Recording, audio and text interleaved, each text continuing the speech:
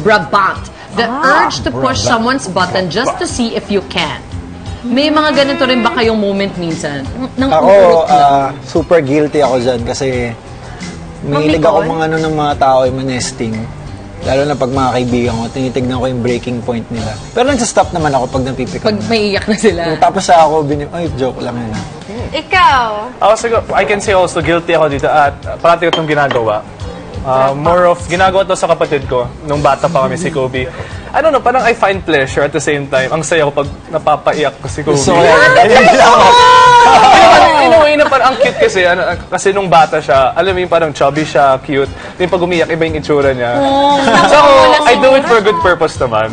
Ano yung purpose na yun? Para makita yung... Exercise yung lungs ni Kobe. Pwede rin yun, napakaganda rin yung thought na. I'm saying na, I mean, tingnan mo biruan lang endurance kami. ng tao ngayon, Ang lakas. Dahil dun sa pang-aasar ni Andre, tumibay ang lungs niya. Dinaan tuloy sa basketball. Kaya nga, wala.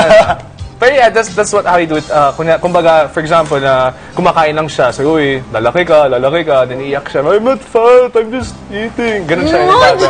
Then imagine mo yung cute niya, mukha siyang siopaw na ano. Oh my God! Oh, na-miss niya lalo yung kapatid niya. Alam mo, feeling ko, thing yun ng mga lalaki, mahilig mong buwisit. Kasi si VJ sinasabi na, alam mo na, may miss na kitang buwisitin. Wow! Epiko na kumas eh. Ano baka perfect nga? Oo, grabe. I love it. Siguro minsan parang gusto ko ma-witness lang ito. Parang, oh my God. Sobrang pikon talaga ako, Mars. So, siya parang, ba't ka napikon? Seryoso ka ba? Napikon ka doon? Oo, napikon. Pero wala lang naman talaga siya. Ba't kayo ganon? Well, parang, honestly, lambing. Kahit nagte-text kami, I hate you or I miss you, parang, when can I tease you again? Parang, alam mo yung, it's a bond na it's given na you love. It's another way of saying I love you. I'm not saying it in a sarcastic way po. Parang it's more of na, I hope I don't see you anymore. Parang parang iyak na kami na parang... Kung tatanggapin nyo pa rin kami pagkatapos. Ganon. That's why, for me, Brabant is like a good, kumbaga, that's what you can use to... measure. Parang Sa bagay. Kasi hindi mo naman gagawin yung sa taong alam mong magagalit sa'yo ng tuluyan.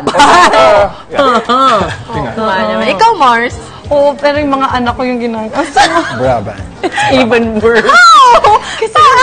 Kasi naman ako pala siya sa dad ko. Ina-Alaska din kami nung dad ko nung bata kami. Tapos naiiyak din kami.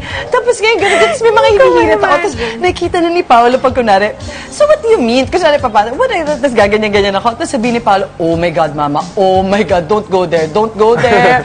Kasi nakikita niya na upset. Tapos mami, paiyak na si Nela. Usually si Nela eh. Kasi pikon din siya. Paiyak na siya. Tapos parang Mama, you're the worst. Gaganon talaga si Paolo sa yun. Tapos nalaman ko yung kapatid ko, si Bianca, ginaganon din niya. Mga anak niya, sinasalahin niyo pala. Alam niya. Oh my God. Oh my gosh. Grabe kayo.